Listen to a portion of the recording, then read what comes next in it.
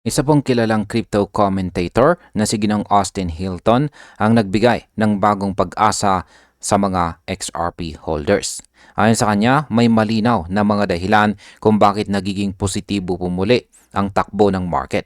Hindi raw ito base sa hype, kundi sa mga totoong pagbabago sa ekonomiya at politika sa buong mundo. Sa kanyang pahayag, binigyang diin niya na ang optimism ay nakaugat sa mga nangyayaring pag-unlad or development sa trade relations at monetary policy na parehong may direktang epekto sa crypto market. Kaya yan po ang siyang ating pag-uusapan sa video na ito, pero bago po tayo magpatuloy ay pakibasa na lamang po muna ang disclaimer dito po sa ibaba ng ating screen. Yan, ano nga ba ang dahilan ng optimism na ito sa crypto market? Sabi rito, crypto commentator Austin Hilton has expressed renewed confidence in XRP and the broader cryptocurrency market, citing a series of favorable macroeconomic and geopolitical factors. Yan, ipinaliwanag po ni Ginong Hilton na ang pag-angat ng kumpiyansa sa market ay dahil sa mga positibong pangyayari sa macroeconomic at saka geopolitical side. Ayon sa kanya, nagsisimula ng magpakita ng mga palatandaan ng pagbangon ang buong cryptocurrency market. Sa XRP man ay tahimik pa sa presyo, pero ang pangyayari sa paligid nito ang nagpapakita ng magandang direksyon ng kabuuang ecosystem. Ang market impact po nito ay ang ganitong optimism ay kadalasang nagiging trigger para sa mga investors na muling pumasok sa market, kaya maaari itong magdulot ng pagtaas ng demand at presyo ng mga major coins tulad ni XRP. Gaano naman po kalaki ang pagbabago sa market capitalization? Sabi rito, according to Hilton, the overall cryptocurrency market has gained approximately $200 billion in market capitalization over the past 2 days, signaling a clear recovery in investor confidence. Ano nga bang ibig sabihin yan? Ayon daw po kay Ginong Hilton, sa loob lamang ng 2 araw ay tumaas ng halos $200 billion ang kabuuang market capitalization ng crypto. Ibig sabihin, bumalik po ang malaking bahagi ng investor confidence na nawala noong mga nakaraang linggo. Sa ganitong laki ng galaw, malinaw na marami pong traders at institutions ang muling naglalagay ng puhunan. Kaya ang market impact po nito, kapag patuloy na ganito ang galaw, maaari itong magpahiwatig ng simula ng bagong bullish cycle sa market, kung saan si XRP ay posible pong sumabay sa pag-angat. Ngayon ay bakit kahit tahimik po sa XRP ay nananatiling positibo ang pananaw? Sabi rito, while XRP itself has not yet demonstrated significant price movement, he emphasized that the renewed sense of optimism extends beyond individual assets and reflect broader trends benefiting the entire digital asset sector. Ayan, binigyang diin daw po ni Ginoong Hilton na kahit hindi pa malaki ang paggalaw ni XRP, hindi ibig sabihin na mahina po siya. Ang optimism daw ngayon ay hindi lang tungkol sa isang coin, kundi sa buong crypto market. Ang ganitong kalawak na positibong pananaw ay sinyales ng collective recovery. Sa XRP po ay nakikinabang sa pangkalahatang sigla ng market kahit wala pa siyang explosive move. Sa market impact, kapag tumibay pa ang kabuuang sentiment ng market, madalas ay susunod dito ang mga individual coins tulad ng XRP sa kanilang mga breakout pattern. Paano naman po nakakaapekto ang Trump Z-Trade talks sa market? Ayan. Sabi rito, Hilton explained that one of the primary factors fueling this resurgence in confidence is the improving relations between the United States and China. He referenced the upcoming meeting between President Donald Trump and Chinese President Xi Jinping, scheduled for Thursday morning in South Korea, which corresponds to late Wednesday night in the United States. Paliwanag po natin yan. Isa daw po sa mga dahilan ng pagbalik ng kumpiyansa ay ang muling pagbuti ng ugnayan ng United States at saka China. Ayon po kay Ginong Hilton, nakatakdang magpulong or magmeeting si President Donald Trump at si President Xi Jinping sa bansang South Korea ngayong linggo.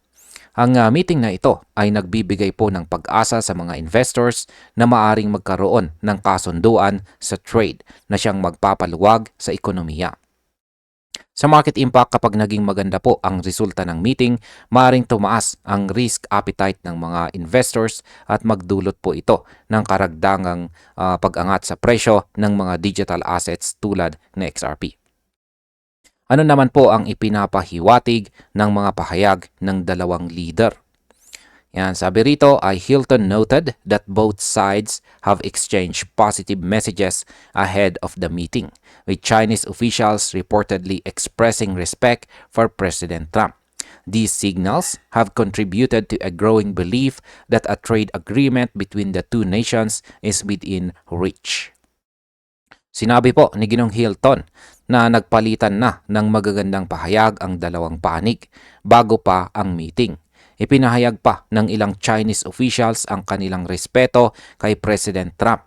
Dahil dito, tumataas ang paniniwala ng mga investors na maaring magkaroon ng trade agreement sa pagitan po ng dalawang bansa. Ang ganitong uri ng balita ay nagpapalakas ng moral ng market participants. Ang market impact po dito ay posibleng magdulot ito ng short-term pump sa crypto at stock market dahil nakikita po ng mga traders ang posibilidad ng mas maayos na global trade environment. Paano naman po nakakaapekto ang Federal Reserve sa market optimism? Sabi rito, the analysts also highlighted the significance of the upcoming Federal Open Market Committee or FOMC meeting, during which the U.S. Federal Reserve is widely expected to announce a 25 basis point interest rate cut. Paliwanag natin yan, ipinunto po ni Ginong Hilton na isa ring malaking salik sa optimism ay ang paparating na meeting ng Federal Reserve.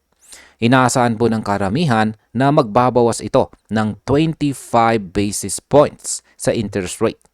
Ang ganitong desisyon ay nagpapahiwatig na nais ng US na mapanatili ang liquidity sa market. Kapag nangyari po ito, karaniwang lumalakas ang galaw ng mga investors papunta sa mga alternative assets tulad ng crypto. Ang market impact po nito ay sa mas mababang interest rate, mas marami pong kapital ang maaring pumasok sa crypto market bilang hedge laban po sa inflation at mababang kita sa traditional na investment. Ano naman po ang sinasabi ni Ginong Hilton tungkol sa kasalukuyang presyo ni XRP? Sabi rito ay, turning specifically to XRP, Hilton analyzed its recent price behavior, observing that the token appears to be breaking above a resistance level around 0.60. He referred to a previous consolidation phase lasting 18 days following a significant decline, suggesting that XRP is beginning to show early signs of recovery. Ayan. Ayon po kay Ginong Hilton, nagsisimula ng umangat si XRP mula sa kanyang resistance level na nasa 0.60 matapos po ang halos 18 days or 18 araw ng kanyang consolidation. Nagpapakita po na siya ng mga unang palatandaan or signal ng recovery. Kaya nakita rin daw ni Ginong Hilton ang ganitong senaryo noong July kung saan tumaas sa XRP ng mahigit 70% sa loob lamang ng isang buwan bago po siya muling nag-consolidate. Sa market impact, kung magpapatuloy po ang breakout na ito, maaaring maging simula ito ng panibagong bullish leg para kay XRP na siyang magdadala po sa kanya sa mas mataas na price zone. At bilang panghuling katanungan ay ano naman ang pinagkaiba ng market ngayon kumpara sa nakaraan? Sabi rito ay Hilton attributed earlier declines to economic turbulence triggered by tariff announcements but maintained that the current environment is marked differently, with the US and China signaling potential resolution and markets responding positively. He concluded that XRP hope has been renewed emphasizing that the optimism is based on concrete developments rather than speculative hype. Ayan, paliwanag po natin yan. Ang paliwanag po ni Ginong Hilton dito ay ang mga dating pagbagsak ng XRP ay dahil po sa kaguluhang dulot ng mga tariff announcements. Pero ngayon, ibang-iba na raw ang sitwasyon dahil sa mas positibong ugnayan ng US at China at sa magandang tugon ng mga market, malinaw po na mas matatag ang kondisyon ngayon. Kaya sinabi po ni Ginong Hilton na ang pag-asa kay XRP ay nabuhay po muli dahil ito ay nakabatay sa mga totoong pangyayari at hindi lamang po sa hype. Sa market impact, sa ganito pong environment, posibleng magpatuloy po ang gradual recovery ni XRP at mapanatili ang positibong sentiment ng mga long-term holders.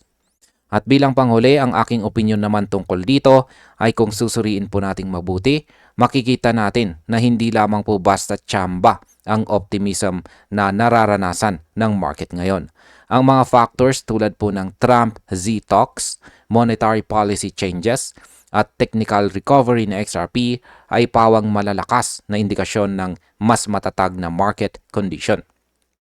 Para po sa atin bilang mga traders at investors, magandang sinyalis ito na muling nagkakaroon ng buhay ang crypto market matapos po ang mga buwan ng takot at kawalang tiwala.